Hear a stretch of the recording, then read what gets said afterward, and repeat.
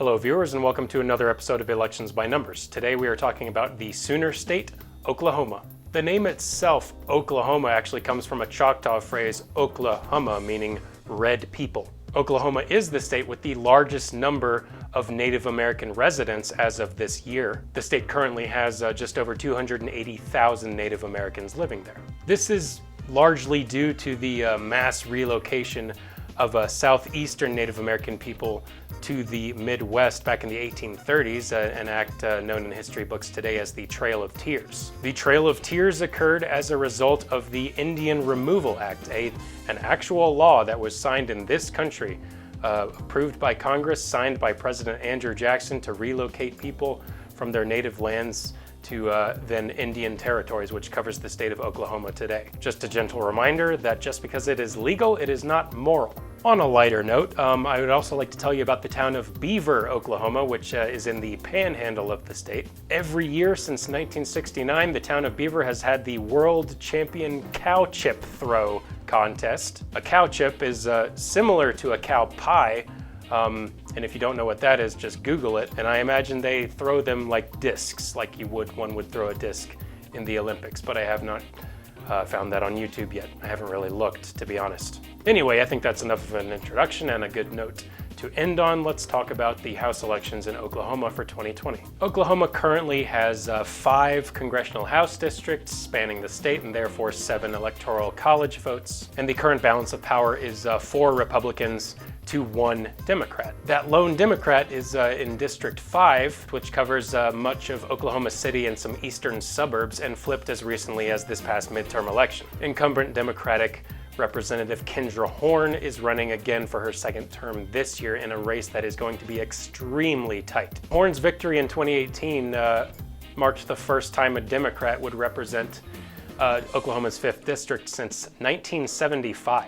It was a shock to me and hopefully many other people in 2018 that district flipped at all, but there it is, and there she is today. We also have to consider how her district leans compared to the national average, and when we look at the Cook Political Reports Partisan Voting Index, we see that it has a lean to the right, so into the Republican column, of plus 10 points. So how exactly have Oklahomans been voting over the past 10 years for House candidates? Let's pull up my first graph and get into that. So here we are looking at raw House turnout numbers for the state of Oklahoma going back to the beginning of the decade. We see the typical ups and downs, the up and down pattern that we see from presidential years to non-presidential years that we do in most states. But where Oklahoma gets weird is in that jump from 2016 to 2018. As you can see, Democrats actually increased their turnout from one year to the next. Actually, according to the numbers, 2018 was, in terms of raw numbers, Democrats' best performance of any year this past decade. An increase in turnout from a presidential year going into a non-presidential year is always unexpected. And it's that extraordinary leap on the part of Democrats from those 2 years that keeps their slope value kind of in competition with Republicans. I mean, their slope values are it's just a difference of 4 points, so 4,000 voters in the context of this graph. But in spite of that surge in Democrats' favor, we still see them falling well behind the raw numbers posted by Republicans, meaning that your average Republican candidate running for the House in Oklahoma will have an easier time winning than the Democratic competition. But how can we apply these numbers to Kendra Horn's district, that 5th district? Well, let's toss that graph aside. Remember that the difference in slope values for that graph was just 4,000 votes, meaning that I'm projecting that Republicans statewide are going to get 4,000 more votes this year than they did 2 years ago relative to Democrats. Now, if we look even closer at Kendra Horn's victory in 2018, we see that she won that district by just over 4,000 votes. So what I take from that and from my graph is that even if all 4,000 of the votes gained for Republicans in relation to Democrats were in Kendra Horn's district, she would still win, but by less than 1,000 votes. This is easily the closest race that I've had to predict so far in this series. I honestly, this could go either way, but according to my calculations, I have Kendra Horn winning for a second time this year by a razor thin margin. Even though the district is plus 10 into the Republican column when compared to the national average, and Republicans are gaining numbers on the Democrats even though they already have an advantage. The major improvement in turnout from 2016 to 2018 has me projecting that Democrats will get just enough votes in the district to carry Horn to a second term. So let's make that official and put it on our first map for Oklahoma. Mark it.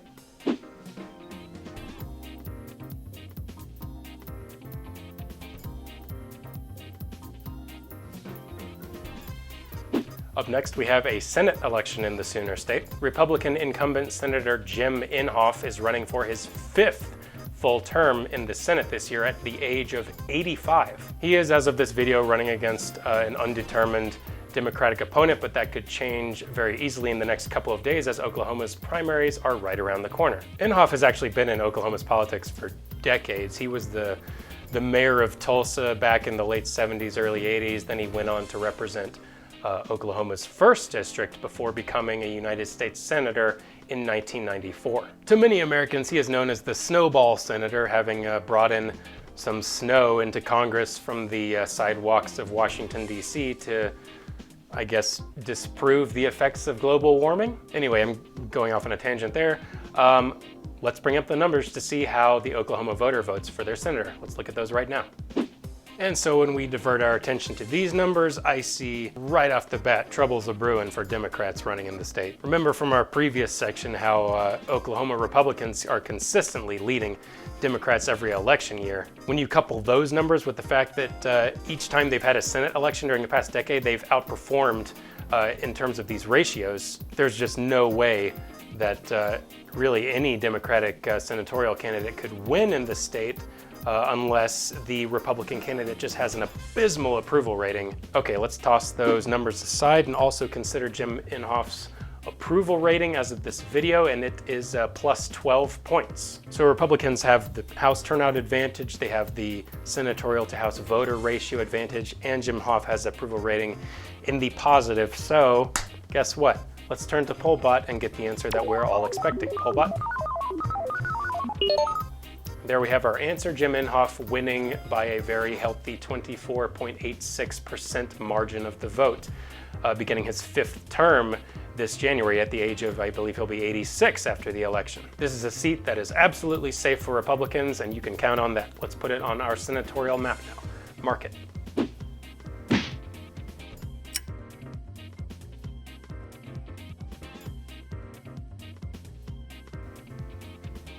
And now it is time to talk about the presidential election of 2020, starring President Donald Trump and Democratic challenger Joe Biden. Oklahoma is a state, when you look at it, that last voted for a Democratic presidential candidate in 1964 when they opted to vote for Lyndon Johnson over Barry Goldwater. Of course, that's the year Johnson also defeated his opponent by over 400 Electoral College votes, so Oklahoma was in large company that year. But that is the last time they voted for a Democratic candidate.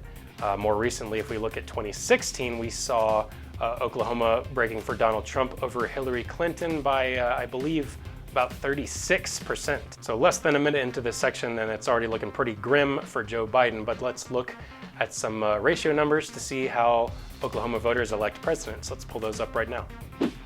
And here we are looking more closely at these. These actually look better for Democrats than anything we've seen so far. Looking at the Obama versus Romney election in 2012 and the election from 4 years ago, Democrats have been more enthused to vote for presidents relative to House candidates than their Republican counterparts, both years. Obama had a very slim margin of enthusiasm over Romney that year, and actually Clinton improved on that over Donald Trump 4 years later, which is unusual. I usually see Democrats' enthusiasm waning from 12 to 16, but it's the opposite for Oklahoma. So then if we assume that Democrats have a presidential to House vote ratio advantage of roughly 10 to 15 percentage points, is that going to be enough to take the state away from Trump and give it to Joe Biden? Well, let's all remember these are all still relative to raw House voter turnout numbers, and we have to consider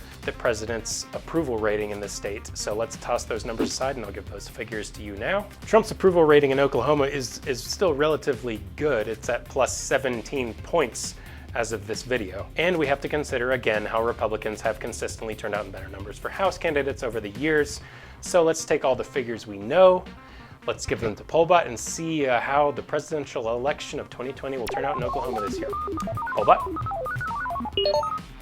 And there we have our answer. Donald Trump winning Oklahoma for a second time by approximately 23.71% margin of the vote. The Sooner State is very easily, reliably Trump country.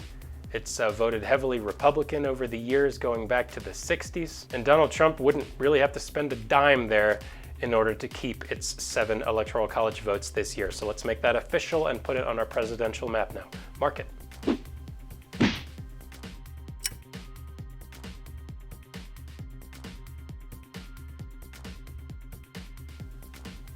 So now we finally have all the results in for the state of Oklahoma for 2020, and they all look pretty good for Republicans, minus that 5th district, which they were hoping to take back, but fell just barely short of that. Let's talk briefly about the future of Oklahoma's politics by pulling up an old line graph and 2 new ones and talking more about that. So I wanted to start this section by again showing you this raw House turnout graph for the state of Oklahoma and really stressing the importance of that huge uptick in turnout for Democrats going from 2016 to 2018. That leap in participation is really the sole reason why the slopes are even barely comparable for Republicans and Democrats in this graph. The Republican slope of 34.7 versus the Democrats slope of 30.7 means that Republicans are separating their numbers from Democrats by 4,000 votes every 2 years, which is not a lot. However, because the Republicans still do have a slightly larger number than Democrats, overall, when you look at the decade as a whole, we still see a state that is becoming more Republican. But if I were to break this graph in half, just look at the last 5 years, you would see a state that is becoming more Democrat, noticeably more Democrat, due in large part to that huge surge from 2016 to 2018. Secondly, looking at these other 2 graphs, these are estimates for the rate of increase or decrease in those senatorial to House vote ratios and presidential to House vote ratios that I was using in my previous calculations. And these graphs are basically illustrating the fact that Republican senatorial candidates have held an advantage over the past decade in enthusiasm over their Democratic opponents. And the opposite is true for presidential candidates. We see the Democratic presidential candidates having a very slight enthusiasm advantage over Republican presidential candidates. But of course, these voter ratios are relative to raw House turnout, which, as we saw from the previous graph, still heavily favors Republicans to this day. Okay, let's toss those graphs aside and I'll give you my consensus on the future of Oklahoma. Oh boy. Oklahoma is a great state to reference when talking about the urban versus rural split of this country, I think. We saw a huge surge in turnout from Democrats going from 2016 to 2018. I'm sure I've mentioned that like 10 times at this point already. And that largely benefited Congresswoman Kendra Horn in winning her seat 2 years ago. The way that our cities are becoming more Democrat and everywhere outside of cities and suburbs is becoming more Republican, I think is very evident in how Oklahoma has voted over the past decade. I do think Oklahoma may be at its inflection point this year. I mean, looking at the past 10 years as a whole and making my trend line from that data, I still see Republicans breaking away from Democrats at a very, very, very small rate. But I believe the Democrats' incredible turnout, which ultimately netted them a House seat in 2018, might be the point at which, okay, Democrats are gonna now start to gain on Republicans this year. I'm gonna be brave. I'm gonna say that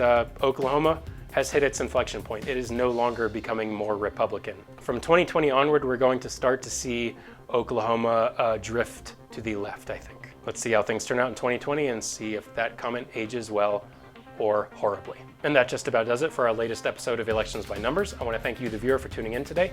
If you like what you saw, please hit the subscribe button to get updates on new content as it becomes available. I upload videos every Monday and Thursday. And I'm also on Twitter, and I update that account with which state I am covering next ahead of the scheduled release date. So if you want to stay ahead of the curve, please give me a follow on Twitter, and that link is in the description. Thanks again for watching, and thank you for voting. See you next time.